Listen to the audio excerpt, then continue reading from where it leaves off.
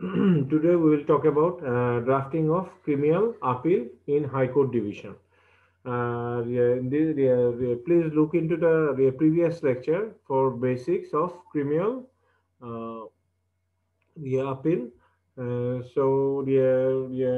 After that, let's focus on some pretty much limitations. Limitation means the dates or within which period you should start your suit in the High Court Division.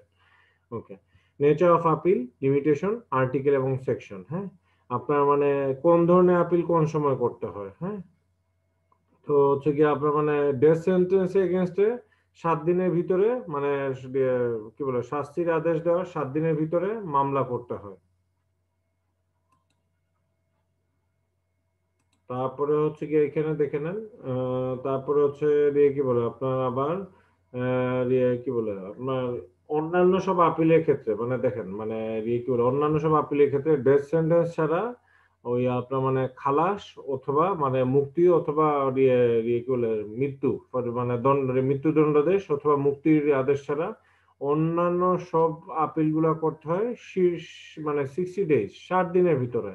তাহলে হচ্ছে কি এই জিনিসগুলো আপনার খেয়াল রাখবেন, এক্সামে আমি কোন সেকশনে আপনাদের দেই এটার উপর ড্রাফটিং খেয়াল করে যদি দেখেন লিমিটেশন পিরিয়ড শেষ হয়ে গেছে তখন আপনারা আপনাদের বইতেই কিছু পাতায় পড়ে দেখবেন কন্ডোনেশন অফ ডিলে মানে বিলম্বে তামাদি মেয়াদ বিলম্ব মওকুফের জন্য আবেদন।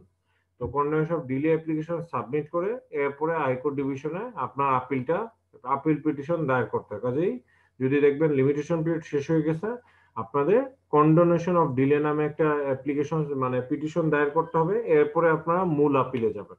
ঠিক আছে, কোর্ট যদি কন্ডোনেশন অফ ডিলে এলাও করেন তখন হচ্ছে আপনি নেক্সটে যান, সাধারণত করেন যুক্তিসঙ্গত কারণে যদি আপনি দেখাতে পারেন যে এই কারণে ডিলে হয়েছে কন্ডোনেশন অফ ডিলে পিটিশনে তখন অনারেবল হাইকোর্ট ডিভিশন এটা এলাও করেন।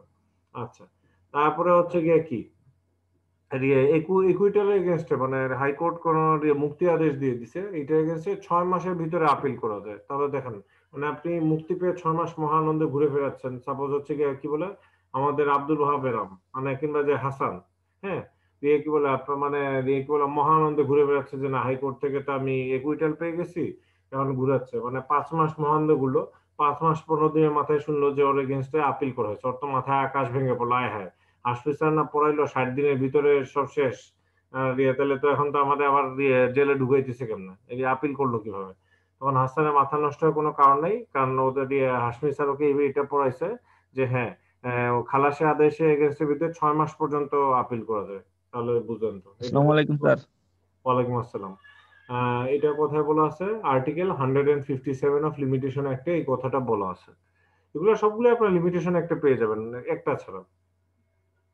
আচ্ছা, এই যে হচ্ছে কি আপনার মানে order of acquittal file by the complaint before before court of station, এটা ওই ইকুইটাল এগেইনস্টে এটা হচ্ছে কি আপনার মানে কি বলে কমপ্লেনেন্ট মানে যিনি অভিযোগ করছেন। দেখেন প্রথমটাই কিন্তু হচ্ছে কি প্রসিকিউশন আপিল করতেছে কি বলে জিআর কেসে মানে জেনারেল রেজিস্টার কেসে, এই যে 417 আপিল ইউএস 417। হ্যাঁ, আর 417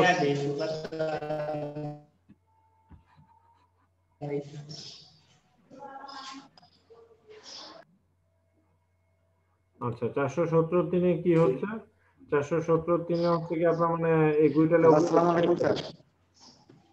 ওয়ালাইকুম আসসালাম। ক্লাস রেকর্ড হচ্ছে, আপনাদের যদি কোনো প্রশ্ন থাকে করতে পারেন, বাট আপাতত ক্লাসটা নিয়ে নিই। আচ্ছা, দেখেন এরপরে হচ্ছে গিয়ে কি বলে এখন দেখেন মজা একটা এক্সাম্পল আসলো। এখন মানে সাপোজ আব্দুল ওয়াহাব এরাম হাসানের বিরুদ্ধে অভিযোগ করেছেন এবং এই অপরাধে লোয়ার কোর্ট হাসানকে জেল দিয়ে দিয়েছেন, আবার হাইকোর্ট ডিভিশন হাসানকে একুইট করে দিয়েছেন। এখন রাষ্ট্রপক্ষ চাইলে হাসান তো 5 মাস 15 দিন হাওয়া খাইছে, পরে ওকে কি বলে মানে আপিল করায় কি বলে আপনার মানে ওর সাজাটা আবার বহাল হয়ে যেতে পারে, হাসানের আনন্দ শেষ। কিন্তু আব্দুল ওয়াহাব বেরাম উনি হাসানের বিরুদ্ধে যিনি অভিযোগ করছেন কমপ্লেনেন্ট মানে কি বলে লোয়ার কোর্টের অভিযোগে আরম্ভ করছেন আব্দুল ওয়াহাব বেরামের মাধ্যমে। তাহলে এরাম যদি অভিযোগ করতে চান উনাকে হচ্ছে গিয়া এই মানে দণ্ডাদেশ পাওয়ার মানে লোয়ার কোর্ট থেকে যখন মানে সাবঅর্ডিনেট কোর্ট থেকে যখন শাস্তির আদেশ দিয়ে দিছে এর 60 দিনের ভিতরে 60 ডেজের ভিতরে আবেদন করতে হবে। এই জিনিসগুলো কিন্তু খেয়াল রাখবেন। আমি যদি হচ্ছে আপনার এক্সামে উল্লেখ করে দিই অভিযোগটা কে করতেছে, কমপ্লেইনেন্ট এই মুক্তির আদেশ এগেনস্টে আপিল করতে যাচ্ছেন, সেক্ষেত্রে আপনাদের কিন্তু খেয়াল রাখতে হবে যে ডিলে। এমনও প্রশ্ন আমি দিতে পারি, আপনাদের মনে হতে পারে স্যার হ্যাঁ হ্যাঁ কি বলেন, আপনি যদি এই ধরনের প্রশ্ন দিয়ে দেন তাহলে তো আপিল আর আগাবে না, কিন্তু কন্ডেনশন দিয়ে কিন্তু আগানো যায়। কন্ডেনশন অফ ডিলে পিটিশন দিয়ে আগাইতে পারবেন আপনার অ্যাপ্লিকেশনটা, কিন্তু এই জিনিসগুলো খেয়াল রাখবেন। আমি ঠিকই ব্যাপারগুলো ডেটের ভিতরে রাখবো, আমি মামলার দিয়ে দিব যে লোয়ার কোর্ট থেকে এত তারিখে আবেদন করছে, এরপরে আমি খালি হালকা ভাবে পড়ে দিব যে আপনার মানে এত তারিখে সে হাইকোর্টে দিয়ে দায়ের আপনার কাছে আসছে, এত তারিখে তারিখটা বলে দিব যে আপনার কাছে অমুক তারিখে আসছে।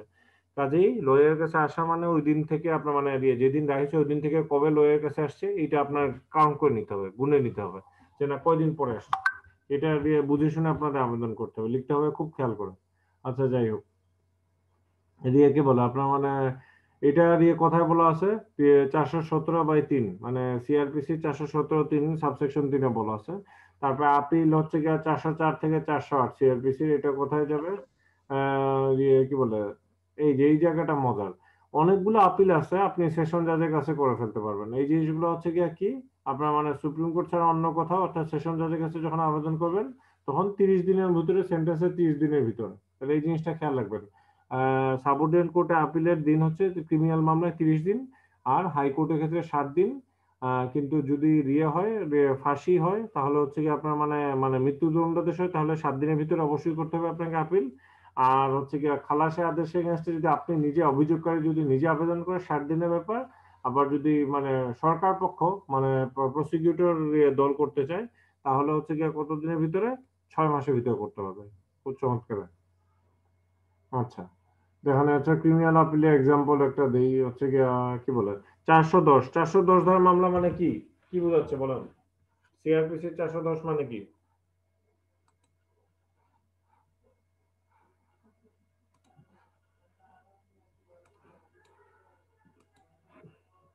কে বলতে পারবে সিআরপিসি 410 কি?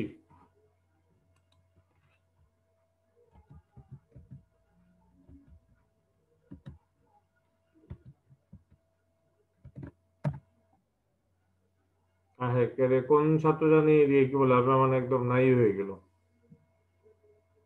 স্যার আপিল সম্পর্কে দায়রা জজ এবং অতিরিক্ত দায়রা জজের আদেশের বিরুদ্ধে হাইকোর্টে আপিল। চমৎকার, সুন্দর বলেছেন, ঠিক আছে।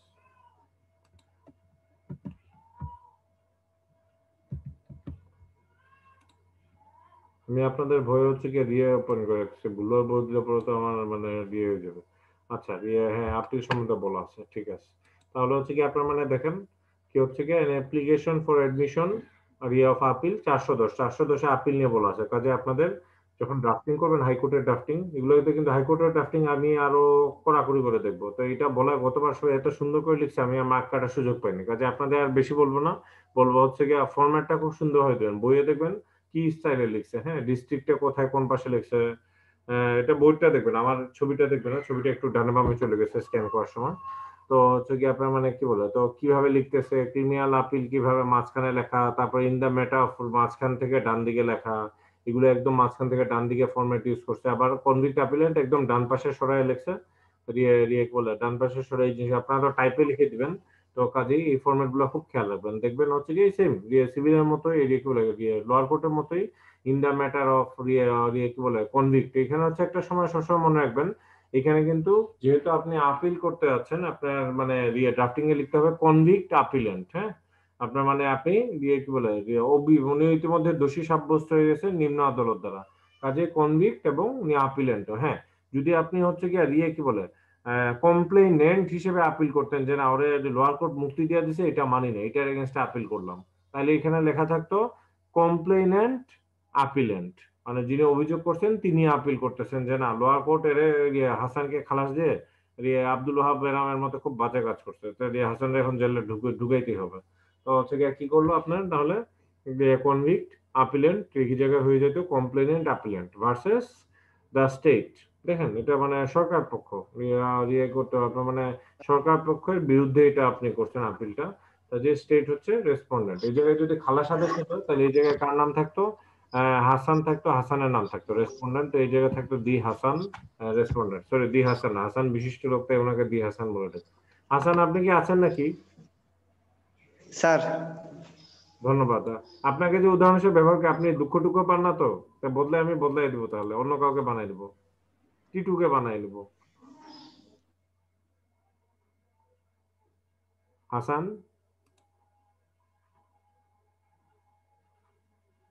হাসান বড় চুপচাপ আজকে, কি হইলো? আসসালামু আলাইকুম স্যার। না আসলে স্যার নেটওয়ার্ক একটু প্রবলেম করতেছে স্যার। আচ্ছা ঠিক আছে, আপনি কি আমার কথা শুনতেছেন? স্যার স্যার আজকে স্যার রাতের নেটওয়ার্কটা স্যার খুবই বন্ধু বাজে স্যার, হাসান, যার তুই তো কারণে স্যার দেখলাম আসলে এসে টিভির ভিতরে নেটওয়ার্কে তো সমস্যা করার কথা না। এটা অনেক আগে ছিলাম স্যার, এখন আমি স্যার অনেক বাইরে আছি, যার কারণে স্যার নেটওয়ার্ক একটু খুব প্রবলেম করতেছে স্যার। আচ্ছা, এখন রেকর্ড হচ্ছে তো।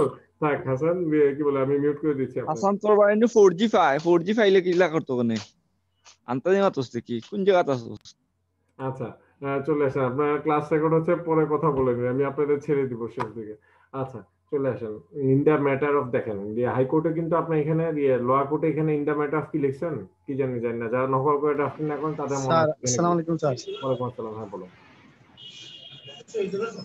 স্যার আসসালামু স্যার আমি আলাইকুম। একটু মসজিদ নামাজে চলে গেছি আর কি, নামাজে চলে যাচ্ছি আর কি স্যার। আচ্ছা ঠিক আছে ঠিক আছে, আল্লাহ আল্লাহ, অবশ্যই যান, লিভ অবশ্যই নিতে যান, পারি স্যার?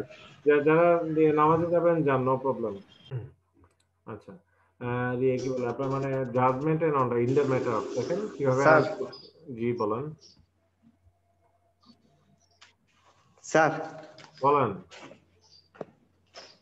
আচ্ছা, কি বলে আপনার মানে কি বলে ইন দ্য ম্যাটার অফ হচ্ছে কি judgement and order of conviction dated 2/11, দেখেন এখানে হচ্ছে কি আপনার মানে কোন সমস্যা, এই যে আপনার মানে অতীত ইতিহাস, সেটা বইতে দেখলে আপনার পাবেন, বইয়ের 522 পাতায় দেওয়া আছে যে কয় তারিখে দিল, কোথায় সেশন জাজ খুলনাতে, এগুলো এক্সামে আপনাদের কিছু মানে কল্পনা শক্তি ব্যবহার করতে হবে, কারণ এই প্রশ্নতে তো ডিটেল দেওয়া সম্ভব না, যদি ডিটেল দেই তাহলে ডিটেল থেকে নেবেন তারিখগুলো, না হলে হচ্ছে কি আপনার মানে আমি বড় জোর অপরাধের ধরন উল্লেখ করে দিব, আর কি অপরাধ করছে আর এটা এগেইনস্ট রেমেডি কি, মানে আপনাদের প্রশ্ন থেকে বুঝতে হবে এটা কি আপনারা আপিল করবেন নাকি না রিভিশনে যাবেন, এটা কিন্তু আপনাদের বুঝতে হবে, প্রশ্নগুলো এরকমই থাকবে। তো হচ্ছে কি কাজে ঠান্ডা মাথায় দুটো পার্থক্যগুলো খেয়াল রাখবেন, আপিল কখন করা যায় আর রিভিশন কখন করা যায়। আচ্ছা, তারপরে হচ্ছে গিয়ে কি আপনার মানে খুলনাতে গেছে, এরপরে এরাজিং out of Krishnapur police station, সব ডিটেল দিলাম, কত কত ওগুলো, এগুলো হচ্ছে কি আপনাদের মানে ব্যাপার না, এগুলো হচ্ছে কি আপনার মানে কি বলে যেহেতু অ্যাসাইনমেন্ট বেস করবেন, আপনাদের মেইন ট্রিকটা থাকবে প্রশ্নে কি বলছে এটা বুঝা, তো হচ্ছে কি আপনার মানে এখন বুঝেই যে এইগুলো করেসপন্ডেন্ট জিআর কেসের মামলা ছিল, একিউজ হচ্ছে গিয়ে 302(4) অফ পেনাল কোডে ছিল, 302(4) পেনাল কোড মানে কত কি অপরাধ? হুম 302 স্যার খুনের শাস্তি হওয়ার কথা স্যার। ইয়েস, চমৎকার, কামরুল সবসময় জিনিয়াস। আর 304 কি কামরুল? ম্যানস্লটার নাকি, মানে ওই যে মানে নরহত্যা। জি স্যার, দণ্ডনীয় নরহত্যা, কালপেবল হোমিসাইড। Culpable homicide. আমরা যখন রিটেন পরীক্ষা দিয়েছিলাম বাংলাদেশে, তখন এই প্রশ্নটা আসছিল, what is the difference between culpable homicide and কি বলে আপনার মানে কি বলে ওই যে মার্ডার। তো এই ধরনের প্রশ্নগুলো কিন্তু আপনার জুডিশিয়ারি কিংবা এর জন্য বার কাউন্সিলের জন্য খুবই ইম্পর্টেন্ট প্রশ্ন। তো স্যার একটা এই জিনিসটা নিয়ে আমার এখনো কিছু ডাউট রয়ে গেছে স্যার। সর্বনাশ। কামরুল কি বলে আপনার মানে ক্লাসের পরে এটা নিয়ে বসে আমার প্যানেল কোডের বইটা আমার সঙ্গে তো নাই, নেট দেখে আমার আপনার উত্তরগুলো দিতে হবে। হ্যাঁ স্যার ঠিক আছে স্যার, কারণ স্যার আমাদের পেনাল কোড দ্বিতীয় পার্টের কোনো ক্লাস হয় নাই, শুধু আচ্ছা, স্যার এটা শুধু অ্যাসাইনমেন্ট নিচ্ছেন আর আর বুঝতে কিছু পেরেছি করেন নাই এই পর্যন্ত। বুঝতে পেরেছি, এটা হচ্ছে গিয়ে আপনার কামগুলো হচ্ছে গিয়ে মানে প্যানেল আচ্ছা ঠিক দিয়ে আচ্ছা, দেখেন ওই সময় চিফ জাস্টিস ছিলেন কে? Honourable chief justice MD Mozammel Hossain. হ্যাঁ, তো এখন আপনাদের লিখতে হবে কি সৈয়দ মাহমুদ হোসেন, হোসেনটা ঠিক আছে, আর এই honourable mister justice MD Mahmud Hossain, mister justice Syed Mahmud Hossain, honourable chief justice of Bangladesh and his companion justice of the supreme court of Bangladesh. হ্যাঁ, এটা হচ্ছে আপিলে ওনাদের অ্যাড্রেস করতে হবে। The humble appeal of the convict আপিলের নেম এবং মোস্ট রেসপেক্টফুলি, এই শি উইথ এই কথাটা থাকতেই হবে, যে হেয়ার আফটার বলতেছি, যে হেয়ার আফটার ডেট অন করে ঘটনা বলি, একদম ঘটনা থেকে আরম্ভ করবো, যে মামলা কই থেকে আরম্ভ হয়েছে, তারপরে প্রসিকিউশন কেস ইন শর্ট, এটা মানে বর্ণনা দিয়ে প্রসিকিউশন কেসে কি ছিল, আফটার দ্যাট ইনভেস্টিগেশন, এগুলো সবাই আপনার বই থেকে বেশিরভাগই নকল করে কপি মানতে, এগুলো আমি বেশি ভালোভাবে দেখি না, আপনারা যে যে জায়গাগুলো ভুল করেন এগুলোতে আমি আসি। তো হচ্ছে কি এই যে date on learner trial court, এটা আপনার মানে ঘটনার সিরিয়ালটা বলতেছে যে কোনটা প্রয়োগ হইলো, সিইউতে হচ্ছে একদম প্রথম থেকে আরম্ভ করতে হবে, যে কোন দিন ঘটনার সূত্রপাত। হ্যাঁ, যে আমার বাড়ির ডাব পেরে খাইছে, ওই কোন দিন আগে, কয়দিন আগে থেকে খেয়াল করতেছিল, ওই দিন এসে ডাব চুরি করছে, এরপরে পুলিশে খবর দিয়েছি, এরপরে ধরে নিয়ে আসছে আমাদের। এই ধরনের কি আরম্ভ হবে এই জায়গা থেকে। তারপরে হচ্ছে কি আর প্রসিকিউশন এক্সামাইন 6 উইটনেস, তারপর defence case in short that FIR fully, এইভাবে দেখেন। এই 6 নাম্বার থেকে ডিফেন্স বলতেছে যে প্রসিকিউশন হচ্ছে গিয়ে কেসটা হচ্ছে ফলস, কারণ এফআইআর হচ্ছে গিয়ে পুরোই মিথ্যা এবং সাজানো। এগুলো আপনার মানে ট্রেডিশনাল কামরুল, এই জিনিসটা মনে রাখবেন। কিংবা যারা আছেন তারা হচ্ছে গিয়ে এই কথাগুলো আপনার ট্রেডিশনাল, এগুলো দিতেই হবে। যে ড্রাফটিং দেন আপনার দিতে হয়। So that after conclusion of the trial, Learned Senior Judge of Khulna tried the case found guilty of charge section 302 and convicted them under sentenced to suffer life imprisonment. দেখেন তাহলে হচ্ছে সর্বোচ্চ শাস্তি পান নাই, উনি লাইফ ইমপ্রিজনমেন্ট পাইছেন। ঠিক আছে, তারপরে ফাইন হচ্ছে 10,000 টাকা দিছে। আর সাফার যদি না দেন তাহলে ওনাকে কি রিগোরাস সশ্রম কারাদণ্ড দেওয়া হবে। একটা কিছু কিছু কারাদণ্ড আছে কোনো পরিশ্রম নেই, আর কিছু কিছু কারাদণ্ড আছে আপনাকে জেলে কাজ করানো, যেমন মাটি খুঁড়া, তারপর এটা বানানো, এটা রং করা ইত্যাদি কাজ, এগুলোকে বলা হয় সশ্রম কারাদণ্ড। আচ্ছা, এটা দিয়ে হচ্ছে গিয়া অসন্তুষ্ট হয়ে 2/11 লার্নার সিরিজে খুলনা সেশনকে যে প্রিভিলেবল কোর্ট এবং সাদা, এরপর হচ্ছে কি আপনার মানে গ্রাউন্ড গুলো বলবেন। For the impugned judgement order of conviction sentence improper illegal, এইগুলো হচ্ছে আপনার গ্রাউন্ড, যে কি কি গ্রাউন্ডে আপনি আপিল করতেছেন। এগুলো হচ্ছে সব ট্রেডিশনাল লাইন।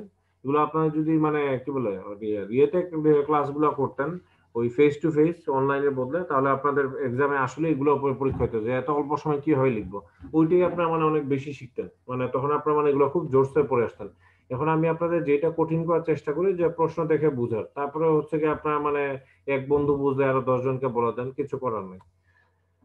তো যাই হোক, এখন for that the learner court erred in law facts, এগুলো ট্রেডিশনাল, এগুলো সবগুলোই থাকতে হবে। কোনো সময় আপনি যদি মানে এগুলো বাইরেও যদি কোনো কিছু পান, দ্যাট উইল বি অ্যাপ্রিসিয়েটেড। আমি হচ্ছে মানে যারা এগুলো একদম দেখে হুবহু দিবে তাদের মার্ক ওই রকম মানে একটা ফরম্যাট টাইপের থাকবে, বাট যারা এর বাইরে কোনো গ্রাউন্ড খুঁজে বার করতে পারে নিজে ইনজেনুইন, তাহলে ওটার জন্য আলাদা মার্ক থাকবে। ওই জায়গায় ভুল না লিখলে হলো, মোটামুটি একটা কিছু লিখতে পারলে হচ্ছে, কেউ যদি ক্রিয়েটিভ কোনো কিছু লিখতে পারেন ওদের আমি মার্কস বেশি দেবো। কারণ এগুলো হচ্ছে কমন, আপনি অ্যাসাইনমেন্ট দেখে করবেন, খালি টাইপও মনে হয় অনেকে করবেন না। তো হচ্ছে কি আর কাজেই আপনাদের মানে রিগুলো প্রশ্ন ধরতে পারছেন, ওকে ঠিক আছে, বাট এই জায়গাগুলো হচ্ছে আপনার যদি আলাদা কোনো পয়েন্ট বার করতে পারেন, ভেরি গুড। ঠিক আছে, তারপরে হচ্ছে কি চান্সেস ইকুইটাল, যদি এই বইটাই যথেষ্ট বড় আসলে অনেক সুন্দর হয়ে লিখছে, এই বইটার বাইরে যাওয়াটা ইনফ্যাক্ট খুবই ডিফিকাল্ট। এই বইটা এখানে আমি আপনাদের জন্য প্রেসক্রাইব করছি, খুবই চমৎকার ভাবে সে যত গ্রাউন্ড নিয়ে আসতে পারে সবগুলোই সে মোটামুটি নিয়ে আসছে। Charge is defective, findings are erroneous, তারপর হচ্ছে such conviction sentence is liable to set aside. আচ্ছা, sentences too severe made illegal, দেখেন মানে সবগুলোই বলে দিচ্ছে, বুঝছেন, মানে যে কোনো একটাতে যাতে কোর্ট কনসিডার করে ফেলে। এরপরে হচ্ছে কি প্রেয়ার পোর্শন, এই যে এইখান থেকে প্রেয়ার পোর্শনটা দেখেন, ড্রাফটিং কিন্তু এমনিতে একটা একটু হচ্ছে গিয়ে কি আপনার মানে বলে নাম্বারিং করছে, প্রেয়ার পোর্শন আবার মাঝামাঝি থেকে আরম্ভ করছে। টাইপ করার সময় জিনিসগুলো খেয়াল রাখবেন এক্সাম অ্যাসাইনমেন্ট যখন লিখবেন। আর ড্রাফটিংও যদি হাইকোর্টে প্রপারলি ড্রাফটিং না দেন, আপনাকে কিন্তু ড্রাফটিং এর কপিটা ফেরত দিয়ে দিবে, আর শুনবেই না। কাজেই ড্রাফটিংটা সবসময় প্রপার করার চেষ্টা করবেন। তারপরে হচ্ছে গিয়ে কি এই যে দেখেন মানে প্রেয়ার বলতেছে acquit appellant from the charge setting aside the judgement conviction 2009 dated এক নয় দিয়ে জিআর কেস সঙ্গে এটা সেটা pending disposal appeal your lordship may further please enlarge the accused petitioner ad interim bail and the realisation of fine.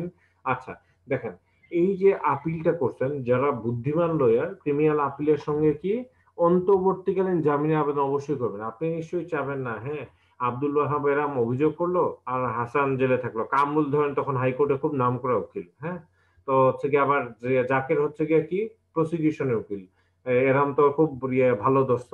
তো এখন মানে আবার কামরুলের খুব ভালো বন্ধু হচ্ছে হাসান। এখন হচ্ছে কিভাবে জাকের এবং কামরুলের ভিতরে ফাইটটা চলবে।